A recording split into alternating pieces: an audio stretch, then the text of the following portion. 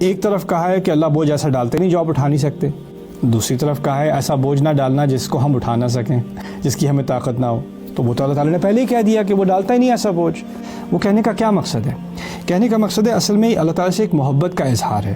اللہ تعالیٰ نے آپ کو بتا دیا کہ اس نے ایسا بوجھ ڈالنا ہی نہیں ہے آپ پر جو آپ کی قدرت سے آگے ہو، وہ اس نے کرنا ہی نہیں ہے ایسا آپ کے ساتھ۔ اب اس کے بعد اب آپ اللہ تعالیٰ سے اسی بات کا حوالہ دیتے ہوئے، اس کو سمجھتے ہوئے آپ کہہ رہے ہیں وہ جو آپ نے وعدہ کیا تھا اسی کے حوالے سے میں مانگ رہا ہوں کہ آپ نہ کرنا۔ آپ کو پتہ ہے کہ اس نے آپ کے رب نے نہیں کرنا، لیکن آپ پھر بھی مانگ رہے ہیں۔ وہ کیوں مانگ رہے ہیں؟ کیونکہ آپ نے اپنی عاجزی دکھانی ہے اللہ تعالیٰ کے سامنے، اور آپ نے اس کا حوالہ دینا ہے۔ اسی طرح ہم اللہ تعالیٰ سے کہتے ہیں ان اللہ لا یخلف المیعاد وآتنا ما وعدتنا علی رسولک انک لا تخلف المیعاد، ہمیں وہ دیجیے جو آپ نے اپنے رسولوں کے ساتھ وعدے میں کہا تھا۔ آپ تو وعدے کو پورا کرتے ہیں، آپ وعدے سے پیچھے نہیں ہٹتے۔ ہمیں اللہ تعالیٰ سے کیوں کہتے ہیں؟ ہمیں تو پتہ ہے اللہ وعدے سے پیچھے نہیں ہٹتا۔